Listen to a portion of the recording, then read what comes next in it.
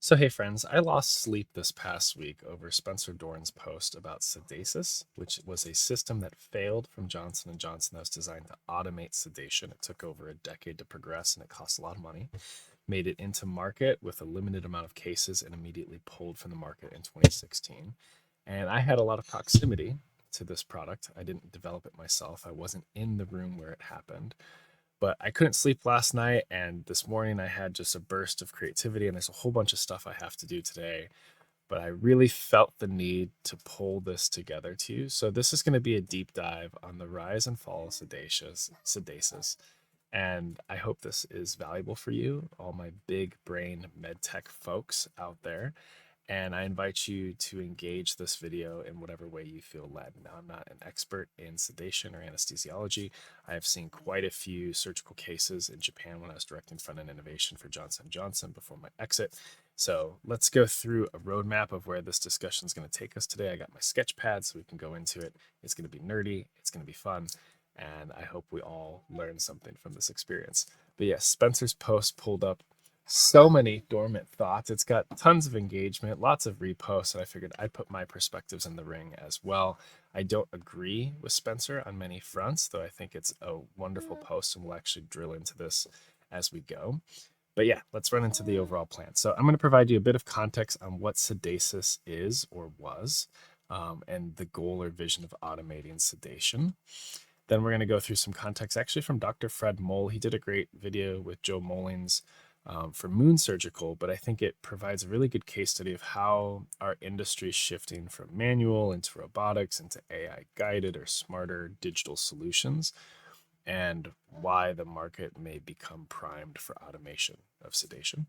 I'm going to share a whole bunch of assumptions and legal content just to make sure that I'm in the clear making this video and that I'm very honest and transparent about what I do and don't know in these spaces and what I can and can't share in these spaces.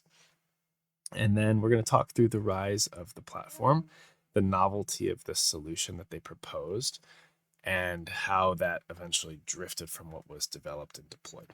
So the fall, and I'm going to liken this fall to Google Glass, where in some ways it was ahead of its time, but it ran into different adoption challenges where it couldn't get over your valley of despair. That's not actually what that's called. The chasm of adoption. This is a curve that some will recognize. We could talk through it later. And then we'll go into some speculations in these spaces, which is fun. The validity of the unmet need. I still think automating sedation is important to consider, and it's something that I still have heard voice of customer that is desired from clinicians, though there are a lot of organizational headwinds from anesthesiologists and public perspective in this space. And then I thought it'd be fun to do some crazy ideations that I will just give away for free. It says not part of this product. I'm independent right now as an engineer, and I love global healing. So heck, if I throw some ideas out there, it's public domain. Y'all could pick it up and run with it if you feel led within your own context. So we'll do a little mini brainstorming ideation session. Now, the way the algorithm works would be super helpful for me. If you find this video valuable, I'm only going to post the first 14 minutes of it here on LinkedIn, which is where I'm assuming you're watching it first. Feel free to comment on it, repost it with some of your thoughts. It helps if you watch it to completion. And then in the comments below, I will post a link to the full video, which will be probably around 20 to 45 minutes, depending on how deep I decide to go in these spaces. I'm also parenting a 1.5-year-old who's roaming around somewhere. So there'll probably be a lovely interruption. And let's get to work. Hey, pretentious engineer here. I know you didn't ask, but this episode of Sunday Sips is caffeinated by Kinetic Vision. Throughout my decade-long career in surgical robotics, I've worked with many medtech consultants, and without question, Kinetic Vision stands in a league of their own. They masterfully curate the art of science, accelerating innovation through advanced technology. Their capabilities, creativity, and candor have consistently made them my most trusted digital external innovation partner. We've collaborated across continents and time zones, tackling challenges and unconventional ideas and taking them from white paper to fully functional MVPs. Their contributions, from early concept generation to usability studies, test automations, digital twin creation, VR simulations, and beyond, have been pivotal in moving breakthrough ideas towards real-world clinical use. My partnership with Kinetic Vision has been a decade in the making, and it's an honor to introduce you to their world-class capabilities. If you're facing technical challenges beyond what you can do in-house, I trust Kinetic Vision to help you find the path forward and empower you to innovate on behalf of global patients and the clinicians you serve.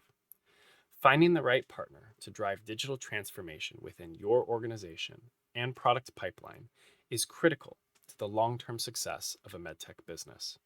So check out the link in the description below to take the Digital External Innovation Readiness Assessment, which includes a waitlist for experiencing a discovery session with Kinetic Vision. It'll take you less time than it takes to finish your coffee or tea, and it'll provide you with greater clarity on if Kinetic Vision is right for you. Anyways, you could sip on that, and let's get back to Sunday sips. So I think what would be helpful is let's actually start with just reading this post, and I'll point out some of the truth in it, because there's very valid truths and perspectives in it, but also where I think there's some gaps that aren't necessarily forward-leaning enough. So let's jump into it. Oh my gosh, I lost it. Come back. All right. Let me make this big. We'll do a different view. Make it normal. I had to do all this fancy stuff to make it look nice. Okay, so I'm just going to narrate it. So last week, I was halfway through a colonoscopy when the patient began coughing. It didn't seem like a big deal since patients sometimes cough under deep sedation, but he kept coughing, and soon his oxygen saturation plummeted below 30%. Across the bed was Dr. John Cook, a mild-mannered, capable anesthesiologist I've worked with many times. We locked eyes, paused the procedure, and around 60 seconds later decided to abort. I withdrew the scope quickly while our seasoned nurse Nancy sprang into action and our young technician JP waited for instructions. I love this call out. We repositioned the patient, opened his airway, and checked his pulse. His SATs remained dangerously low. I don't know what SATs are. Initially, I thought it was a typo for stats, but he wrote it twice, so I could figure that one out. Dr. Cook turned off the propofol and called for the ambu bag. I held the mask while Nancy ventilated, synchronizing respirations. Dr. Cook calmly placed a nasal airway, sending secretions splattering everywhere. For several tense minutes, we bagged the patient. Dr. Cook readied succinctoline and was preparing to intubate when his SATs finally started climbing. Minutes later, he was awake, sweating, confused, but stable. We're going to get to the part that I disagree with, but this is a really great immersion into like what these situations feel like. All right. The whole episode reminded me that an anesthesiologist's job looks easy until they don't. That is such a beautiful insight, and why it's foolish to imagine easily automating their roles away. This is where we'll have conversations. Johnson & Johnson's sedation machine from the 1990s illustrates the challenge. Designed to automate propofol delivery, it never gained traction even after limited FDA approval, largely because of concerns around managing airway emergencies without an anesthesiologist. I think this is valid. Today, AI is democratizing medical knowledge like never before, but the crisis reminded me of something from Sangeet Paul Choldi, captured in his outstanding book, Reshuffle. Knowledge work is bound by three constraints: skills, knowledge, risks, and coordination. AI can make knowledge abundant, but in many this is the thought I have challenges with, but in many clinical situations, it cannot yet reliably manage risk and coordinate action under pressure. That's what people like Dr. Cook actually do, and that's why they're indispensable. Beautiful, beautiful perspective. This is the Sedasys system, so this would automate anesthesiology using a drip of I can never say this word correctly. Prop something. All right.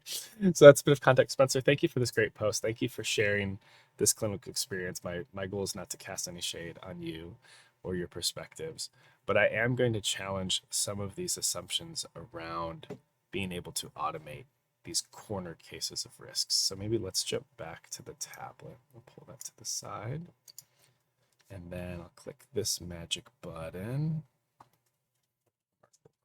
Akio, don't go in there, bud. See how this works. All right. Just checking that we are recording. Cool. So let's do some context on the the automation of sedation. I don't like how that looks. It wasn't pretty anymore. So from my experience, because I'm not a doctor, so I keep trying to clean up my board. There we go. Let's just draw a quick sketch for those of you who haven't attended surgery before. So let's pretend we have a nice bed over here. Here's a lovely patient. Let's make him frowning because he's about to have all those issues that our lovely friend Spencer shared about this procedure. He's right over here. And, you have a whole bunch of equipment around the procedure.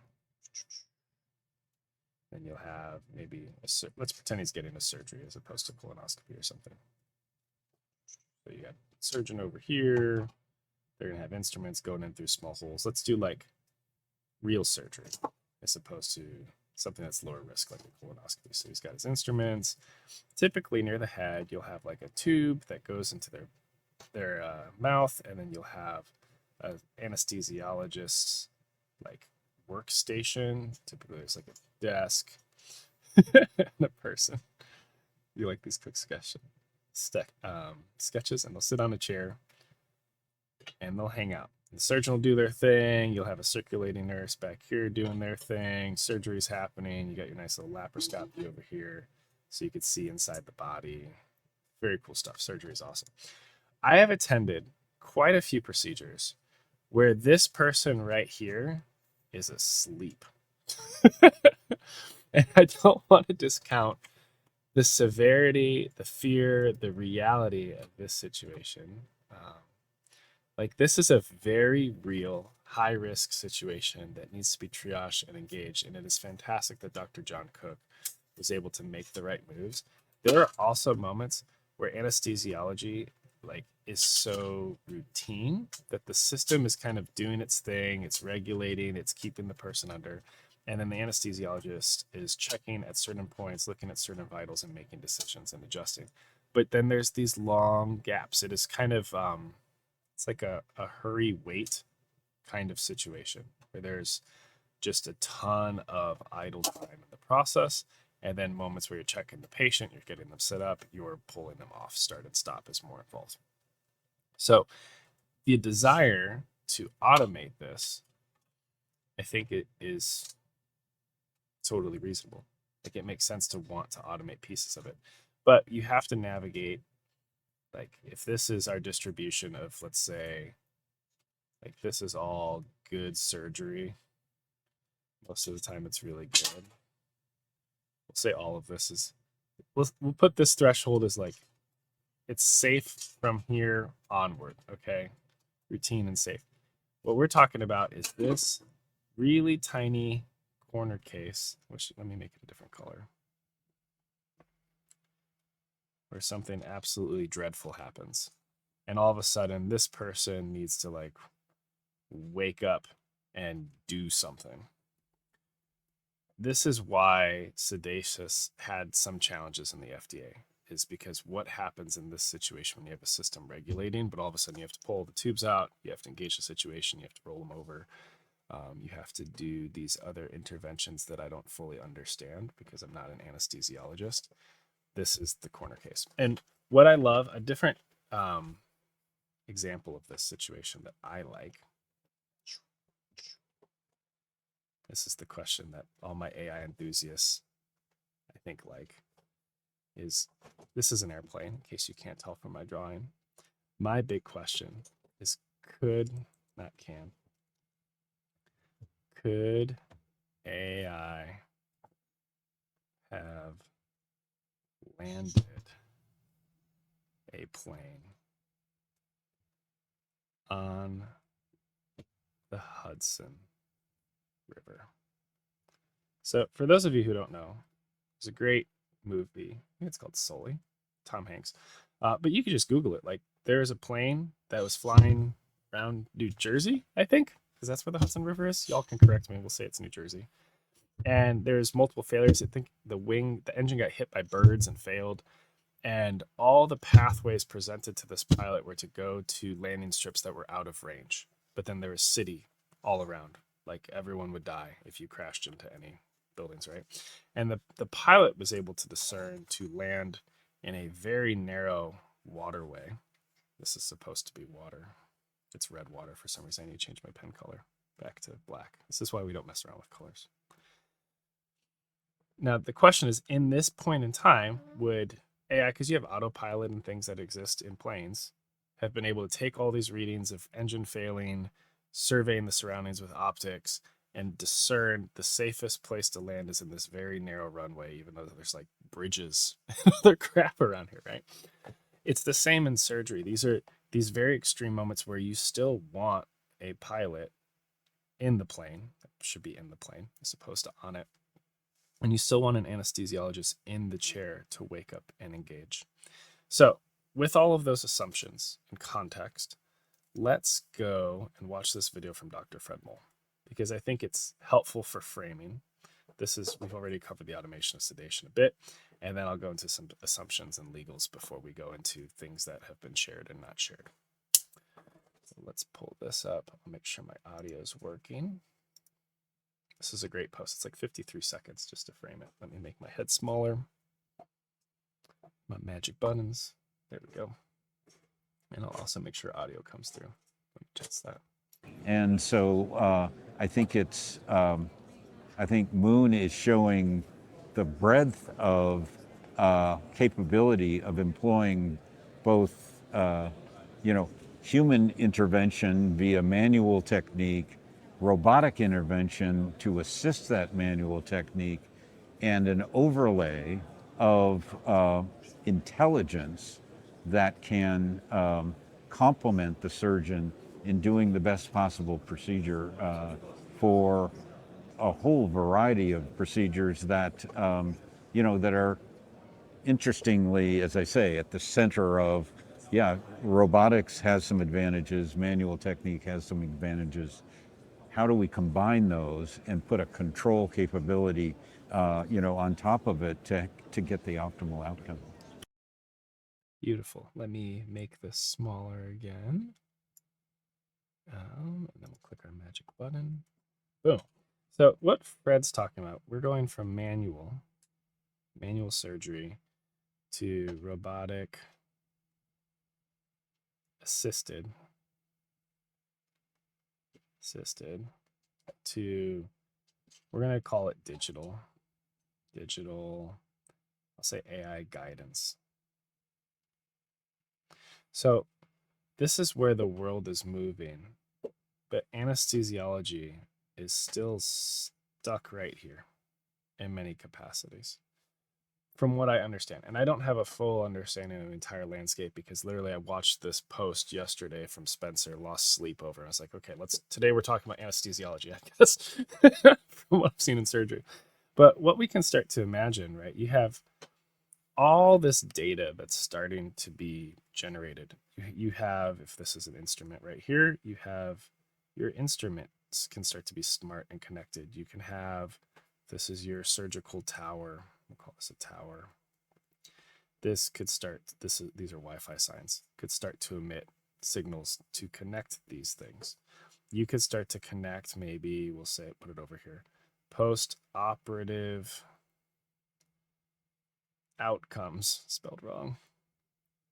And you can connect that into this data ecosystem. You could connect like speed of op into the ecosystem. What happens when you start to connect the anesthesiologist or the anesthesiology process into this ecosystem of smart interconnected systems and devices? And perhaps maybe this person doesn't become as necessary, and you find different ways to triage those corner cases. Because I do think what would be curious, well, we'll save this for later. We'll get to it. We'll get to it. Let's go back to my roadmap. But this is just to provide a framework of, if you believe, here we go, this is maybe the start of the challenge. This whole episode reminded me that an anesthesiologist's job looks easy until they don't. That's why it's foolish to imagine easily automating their roles away. I think the key word here, which is very intentional, was easily. And maybe this was an assumption that killed Sedasys as we get into the fall. We have to do the rise still. But it's not easy to interconnect the pieces. Sorry, I'm reading a post that you can't see. Let's go over here. So I was rereading right over here this whole episode. So I think it's a matter of getting enough data over time that you could start to find trends on post-operative outcomes from decisions made intraoperatively. Because you have the pre-operative data, you have the intraoperative, which is during the procedure, you have the post. And if you could feed those all up to a lovely AI, including the black box of anesthesiology, there's different possibilities there. And those possibilities could start to simplify the OR. They could start to enhance decision making. It becomes semi autonomous before it becomes fully autonomous. So, with that, let's go back to our roadmap and see what we're talking about next. Assumptions and legal. This is so important. I'm just going to write this down quickly.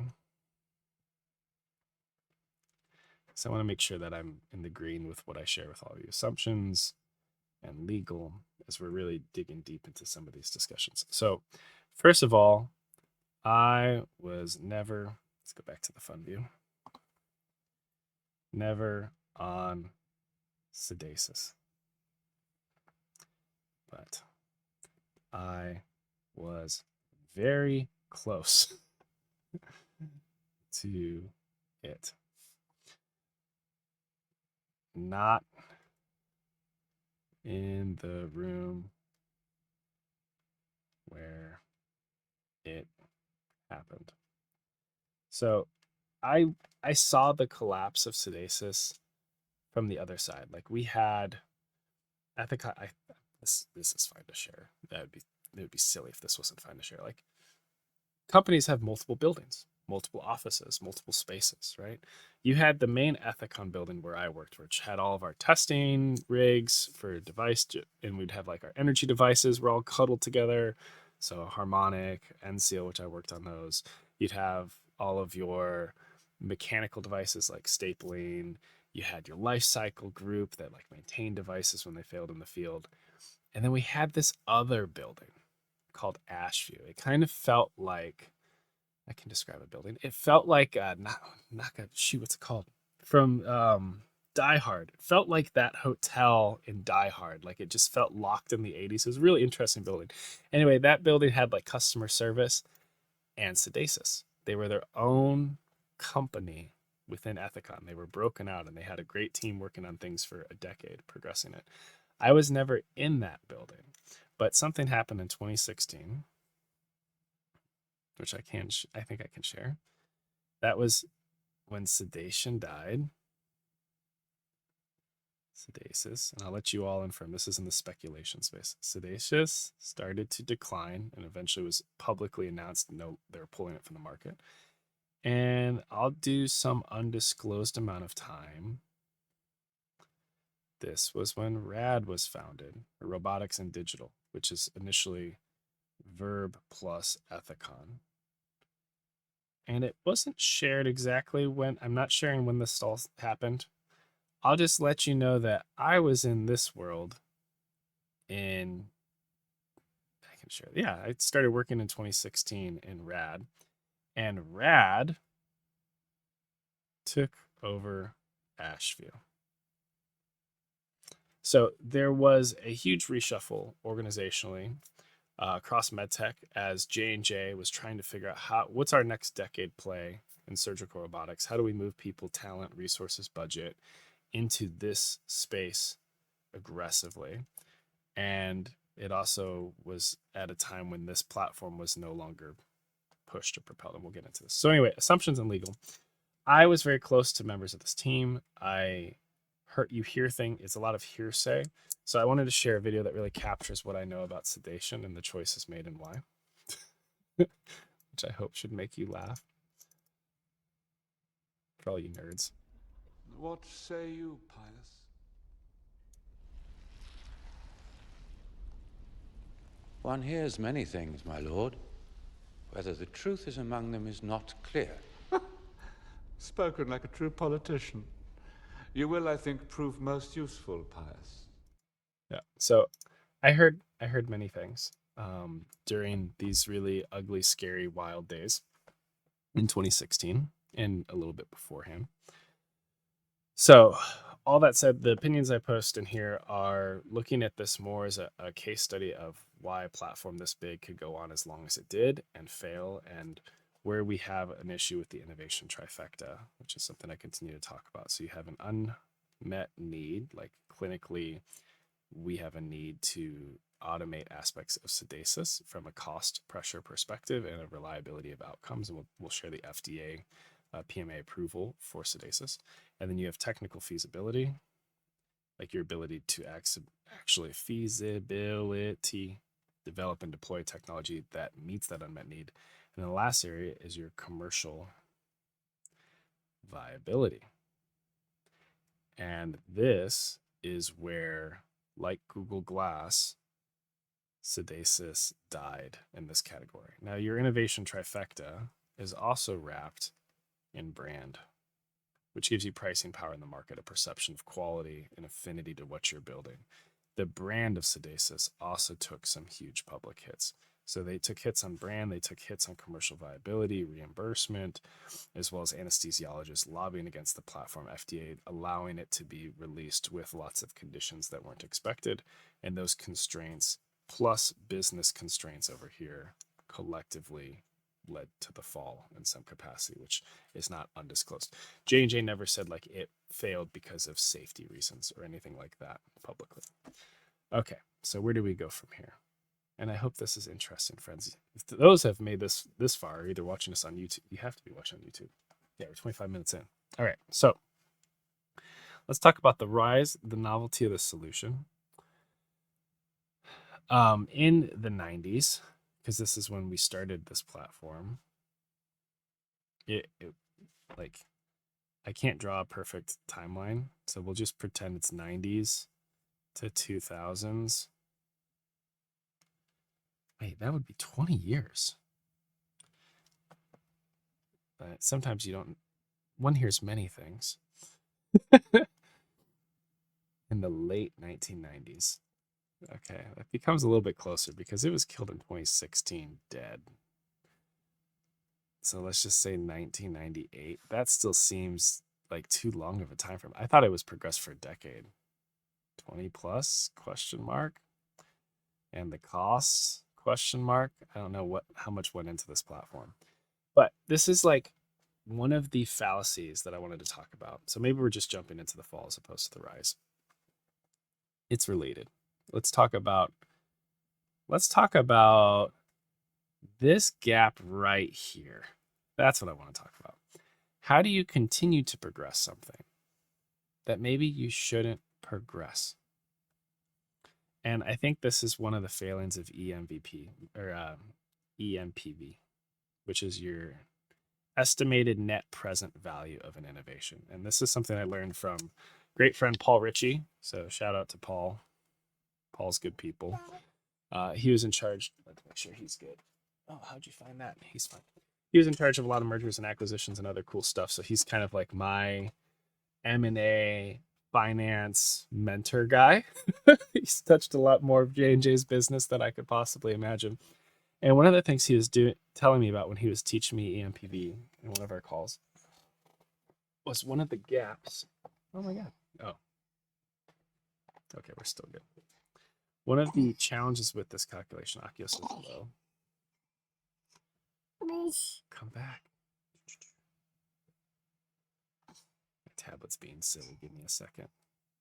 Please. Please, what do you want? You want to hang out with me? One of the gaps with EMPV, and let me share what EMPV is, and then we'll talk through it. EMPV is your estimated net present value. So I'm not going to calculate a full one right now because it's just more work than I want to do. Yeah. Oh, I know what's going on. We need to pause.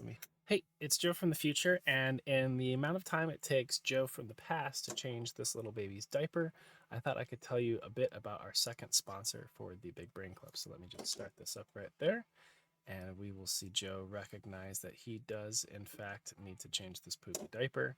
And the second sponsor of today's session is me with the Big Brain Club. So for those of you who don't know, I'm a community builder on a platform called School. I've built this beautiful, weird, eclectic group of 200 people in the Big Brain Club, and we are all collectively trying to build the lives we desire, living where we want, loving what we do, and being paid well for it. And I help people with left brains, like engineers and global leaders. Right brains are your creatives and community builders. Whole brains are your parents and entrepreneurs like myself. This child is so grumpy.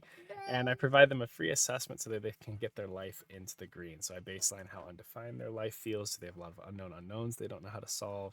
How disorienting is it? Do they not know what their next best step in life looks like? And how isolating is it? Do they not have a community of people around them that have actually reached the level of success that they aspire to? And this is a really engaged, beautiful community. And members of this community do different posts called Find Your Next, where they will share. This is Francisco Millares, I think is how I say his last name. So he is like an ex-JNJer, worked in business dev for multiple years. They'll share their origin state, like where they started, their valley or where they're kind of moving next in life, their desired future state, what they're hoping for, aspiring to, why they want this change in their life, what they're afraid of, and their assessment. And then the community can wrap around them and support them on their journey. I've had some members of the community, see if I can find Barnabas, have done over 136 comments on this post with timestamps to just track their own progress towards building that life. And then I also have a paid community, which I won't pitch right now, but I do weekly office hours to accelerate people's journeys. I bring in guest keynote speakers. There's digital courses and this big brain repository that I've built. And then for folks that move up to an annual subscription with me, I also do a few one-on-ones per month, which is super exciting.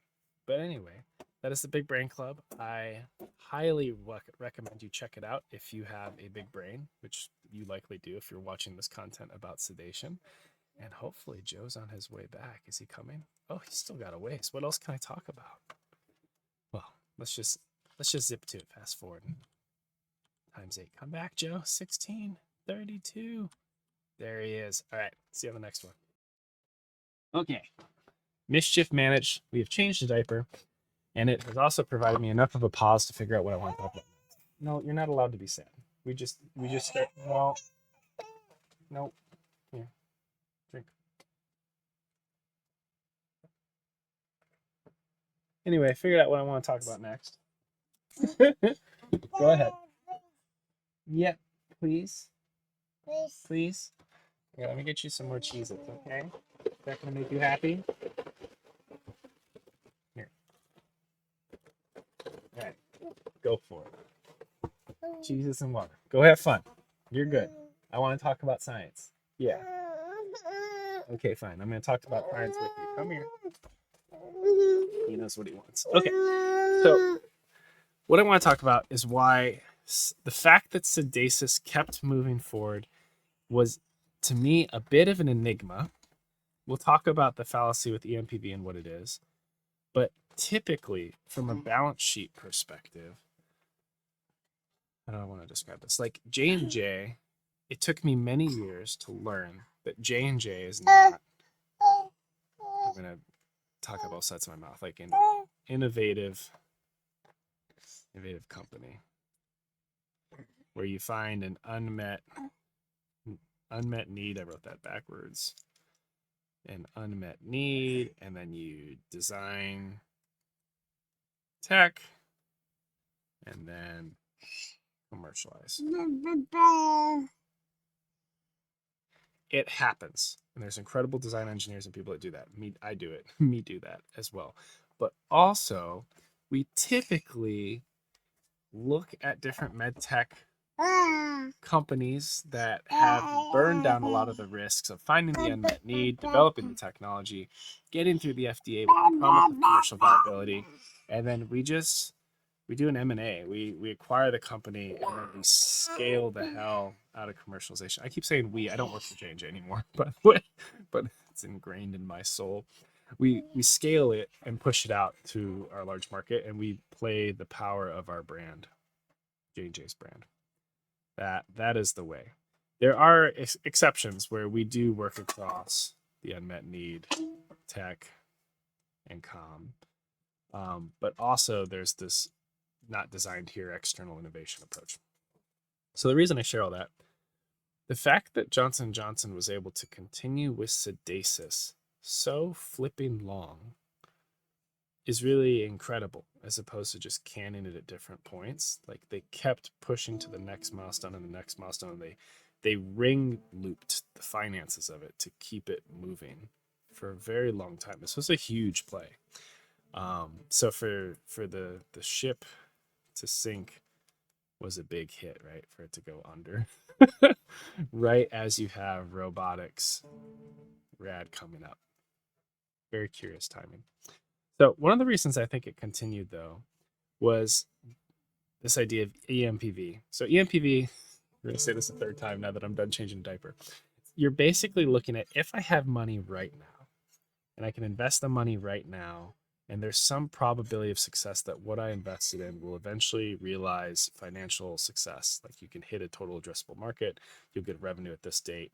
You could see like how much leverage you get on your money today for how close you are to getting into market. So if you have really fast speed to market, large market that you could reach, and it takes, a certain amount of money to get there, EMPV will start to look good as a calculation.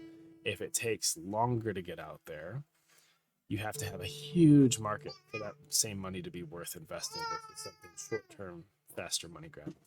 So a lot of times within front-end organizations, we're trying to optimize for EMPV, and typically that can lead you to be short-sighted on incremental versus these large transformative technologies like automating sedation would have been. So the fallacy of EMPV and the way it's calculated, and I'm just gonna write EMPV again because my screen seems a little bit too empty for my liking, is you could fall prey to like we've never been closer fallacy. Because as you have progressed a project, EMPV's calculations don't acknowledge the sunken cost that's already been put into that. Like you're not considering cutting your losses. You're just looking at, man, this market's so huge and we're so close. What if we just invest another 10 million this year to keep moving closer to that exit? And Sedasys kept hitting lots of challenges with FDA regulations. We had lobbying from anesthesiologists because this was a different world. This was pre-chat GPT. AI had not progressed this far. The idea of software being able to take a job like this and being able to handle these crazy corning cases that Dr. Cook had to navigate, that anesthesiologist, it was unfathomable to think that software could improvise like a human based on limited information and have a judgment just as good, if not better, than what a human could do in a certain situation. Whereas I will often go to ChatGPT and ask it to pretend that it's the best lawyer, the best marketer, the best whatever, prevent a case study, and the outputs from this system, not always, are really darn good. Are they good enough for me to feel like I want that to put me under on anesthesiology? Anesthesis? All the words. I don't know. But the reality is this happened in the 90s and like early 2000s. So timing, we'll say timing was like not a check. Okay. Also from a public perspective,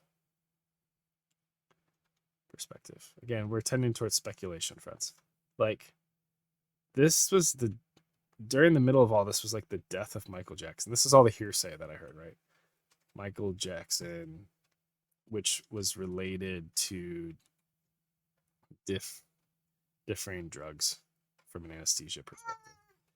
So there's just a lot of concern. And then if we look at the FDA filing, let me pull that up really quick.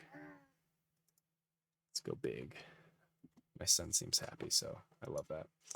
Like this is from J&J back in 2013, 3 years before it collapsed, right? The FDA grants pre-market approval, PMA, for the Sedasys system for healthy patients undergoing sedation during routine colonoscopies. So notice how small this makes your TAM, which is your total addressable market. You can only be leveraging the system for patients that are healthy, that are undergoing a routine colonoscopy or ED EGD procedures. You can't have any unhealthy patients. You can't do any other surgeries that involve sedation. It is a very, very narrow indication. Part of this was necessary to get through PMA with all these headwinds, and it took much longer to get through regulatory than I anticipated. I believe they originally had a failed application. I forgot how long it took, but it took too long. And now they started introducing on a limited basis in 2014 to start to get the systems out there and to learn. So one of the challenges is you had technology that was developed in the 90s, clearing the FDA in the early mid 2000, like 2013. So your technology starts to get behind of where the market really wants you to even be. And then the market's still fighting based on all these different headwinds. There's shifts in reimbursement as well. This is all going to be really helpful. Reimbursement challenges. All of these things led to this. It took too long from when you were early tech to now all of your sensors, your software, by this point with all the regulatory delays, FDA taking too long to get to 2013, is your system and platform even relevant by the time you get to here? It feels outdated, and that's where we ran into a lot of issues. Also, J&J was not really a digital company during the 90s. We didn't start saying like med tech until 2020, when we started saying we're not just going after robotics, we're going after digital surgery 4.0, which was a Scott Hennekins thing. If you don't know Scott Hennekins, and I always mess up his last name. I'm sure I'm saying it wrong. Hennekins. I'm also going to spell it wrong. He's fantastic. I have a call out to him in a minute. Okay, let's see where we're going. Hopefully this is winding and fun. Also, if you want to go deeper into the actual fall of Sedasys, this was a great external piece that I also read through by Kendall Gapsby, published in 2016. I'll link it below if I remember to link it below. Or you could just, since you have the video, search what doomed the much valley-hooded computerized sedation system to failure. Like, it doesn't even say AI, right? This is before all this language and all these tools that this was developed and deployed. Okay, so let's keep moving. Let's go back to my sheet.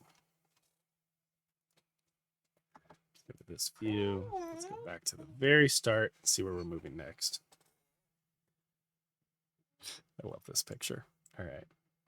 So we've kind of followed the rise loosely. Like, it was very novel, this concept of trying to automate sedation, which got a lot of traction. A lot of executives at J&J got behind this platform. They ring-looped all of the finances to keep it progressing longer than we typically would in a venture like this. It wasn't front end. It was its own company within the company of Ethicon.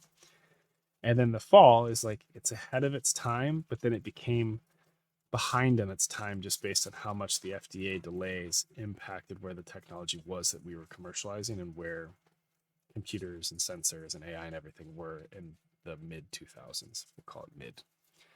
So some speculations.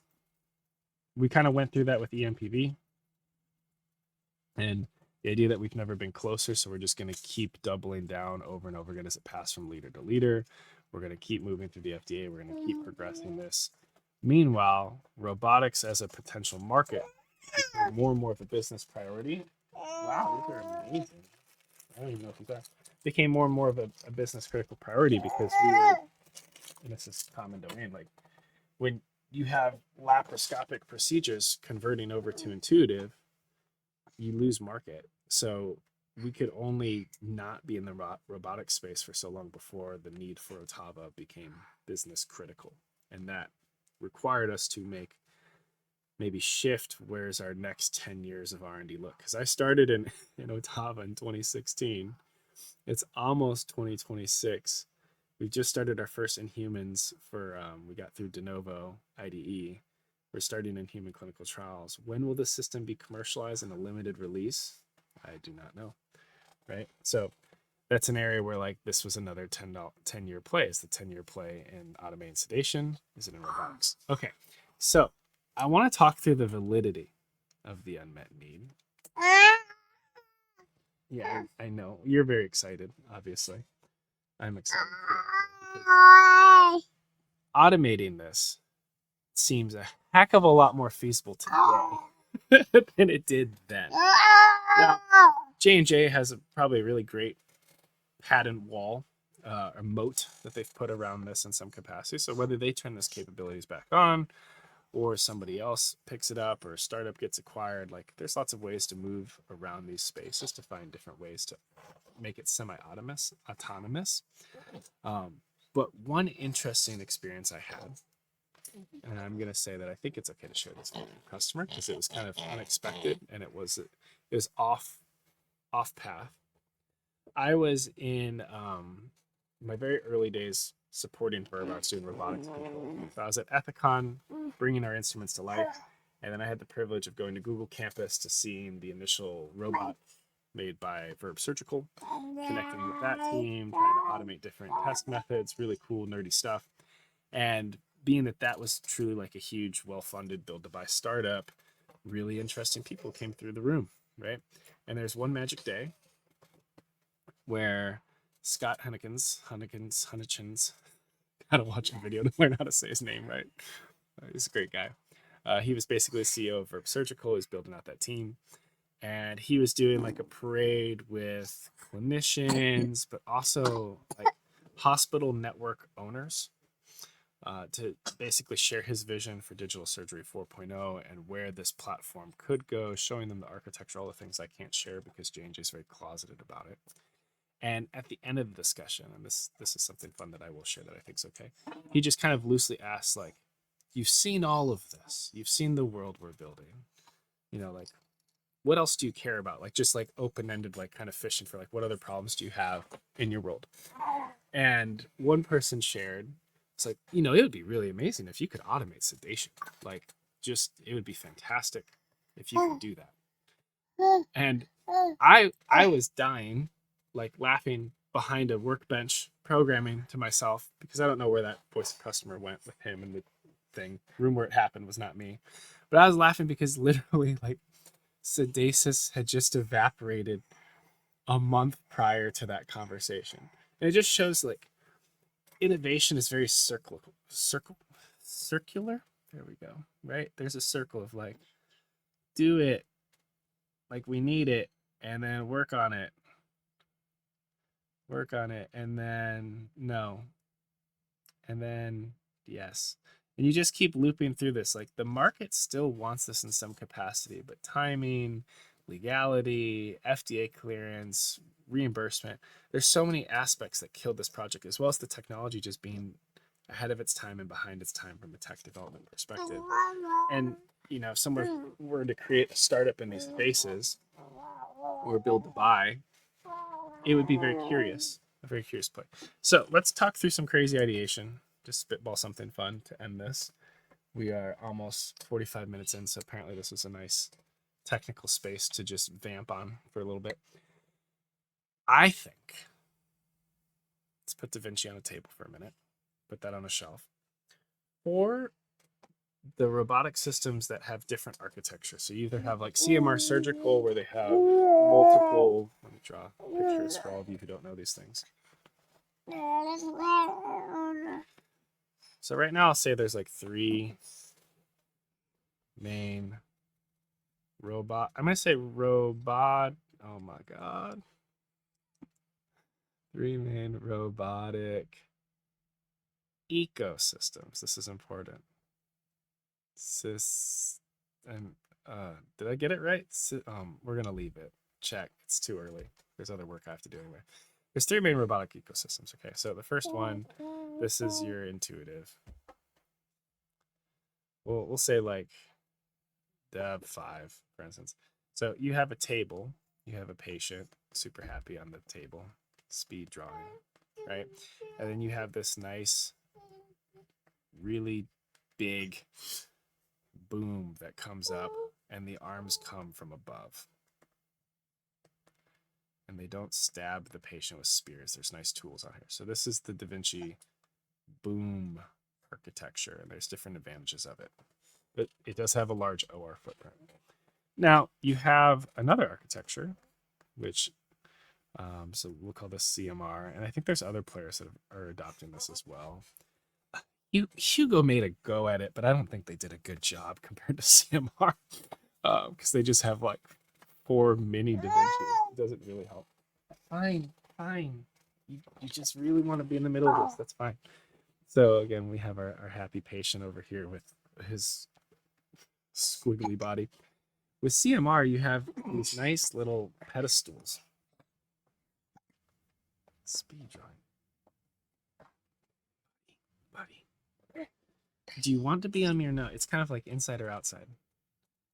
Hanging on. Oh man, we gotta hurry. I gotta pick up my daughter from school soon. We got lost in this. Lost in the technical sauce.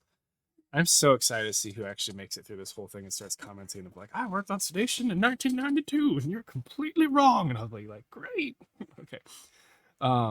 So CMR's architecture, you have these carts with these arms that reach. This will connect to sedation. Okay. And no, come back. And the last one, I need to compress this a little bit. I need to be careful. All of this is to help folks in the industry progress the right technology. It is in goodwill and it's careful. The last architecture we will call J&J. So this is, what do I call this? They're like, I'm just going to call it a pedestal architecture. It's not the language they use, pedestals. Carts. Mini. There we go. Mini carts. All right. The other architecture, J&J, which I'm going to intentionally not divulge anything and just fully generalize it 100% carefully. Somehow, in a world of mystery, undisclosed, something comes from under and goes above. We'll keep it at that. Here, maybe just so that you can understand why I'm being so darn careful and intentional with this. Even though I don't agree with J&J's strategy here, but it's their choice. We want desktop wide. Like if you search Otava, oh geez. Akio, that's my tablet. Back off. If we search J&J Otava, you'll get this lovely corporate website. The next J&J MedTech. You're okay, buddy. And this is what you get. The next surgery. What's under the table? I don't know. There's something under the table. Something happens, right? It's a new era, but it's under the table. It's not over the table. I'm being a little trolly. It's really cool. It's great tech. It's beautiful. I love it. I believe in it. I think there's a lot of value to it. I really hope Otava can reach the market because a lot of my love has gone into that platform and a lot of dedication, a lot of sweat and sweat of a lot of people. But anyway, there's something under here that if they can't show it, I'm not going to show it out of intention. But what I think would be curious, what if this is, again, this is me, this is my thoughts, my speculation, nothing I ever saw, okay? Just me connecting the dots years later on where I think things could go. Is it would be curious to imagine another cart. I'll draw it here first. That could go up towards the head, a standalone cart, or a unit that is connected in some capacity. And when we have the advent of Da Vinci Ion, you have Monarch with J&J, which is an endoluminal bendy robot that can go down your throat. What if you could have some kind of robotic interface? Again, nothing I've seen in any of these spaces. My ideas right now. But if you had a endoluminal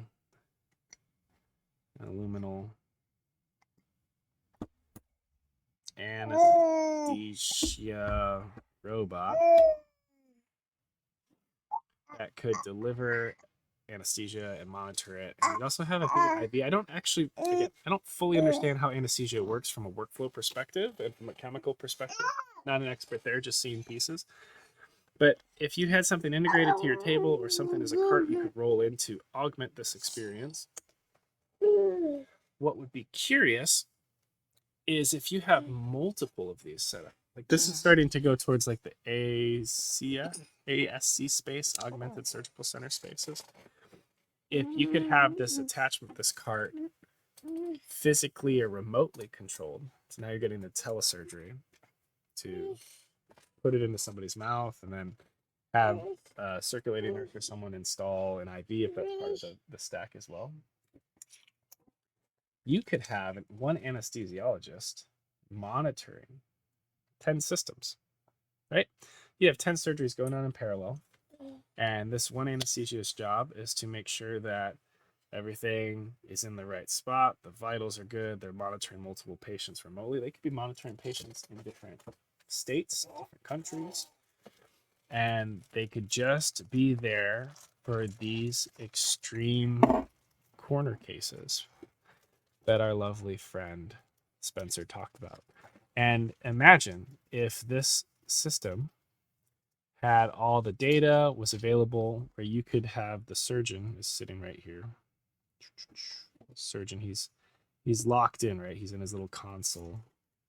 This is a generalized console. It could be for any platform, right? He's doing his surgery with his hands right over there. And what if on his overlay, he's got instrument 1, little grasper thing, instrument 2, little grasper thing. And then, oh, something's going on. And his buddy, Jill, the anesthesiologist, could be like, hey, Steve or Susan, things aren't looking good. Big deal here. Maybe the patient should stop coughing. And you could just have a little Zoom chat with your anesthesiologist, be like, yep, I think we need to engage. Have some circulating staff pull the robot out. Like if you have the staff can do port placement for these arms, why couldn't they also position a tube? Like I feel like this is not crazy, but you're playing workflows. This is fully hardware, software, all of it touching. Free ideas for anybody who wants to do this, but it's curious. So anyway, I hope this is helpful, friends. This is a deep dive that I didn't know I was going to be doing today, but my brain got too stubborn and said this had to happen. I love these things. I love advancing innovation. I love the ways that you could pull these different pieces together, the ecosystem building across different strategics and the startups that are finding their place in them. Very curious, super nerdy, and I hope you got a lot of value from this. So keep changing the world, keep healing. Spencer, thank you for this great talk. I'm curious, in the years to come, how this automation will be done, because I don't anticipate it's easy. I believe it's hard and challenging to shape these spaces, to shift public perspective, to potentially take anesthesiologist jobs away. But markets shift and the roles necessary for different challenging procedures shifts as well. And you start to consolidate expertise into different digital interfaces that can then drive hardware and make decisions. So it'll move from manual to robotic with AI guidance based on discovering how all these pieces come together and what your clinical outcomes are. And then eventually you may have semi-autonomous, fully autonomous anesthesiology. And this isn't a role that people go to college for anymore. Possibility. Same could be said for surgery. If you look at where, man, I'm just vamping now. If you look at where Zimmer's going with the acquisition of Monogram and the ability to do like fully autonomous knee surgeries, you just press a button and it cuts the whole knee. I did another video on that. If you go to my LinkedIn, make that big. We go over to my LinkedIn. Me. This will be homework if you want to nerd out. Go away. Go to videos. Kinetic Vision. We'll find it. I'm giving you homework. I did like 2 full weeks of research on Zimmer because I'm potentially looking at an opportunity there. I got shoulder tapped. Like I do a video where it goes through an entire robotic knee surgery. It might actually be in the YouTube link at the end of it. I'm not sure. But If you find these discussions helpful, repost it, challenge me in the comments. I will do my best to engage and keep changing the world. I'm off to pick up my daughter from preschool now.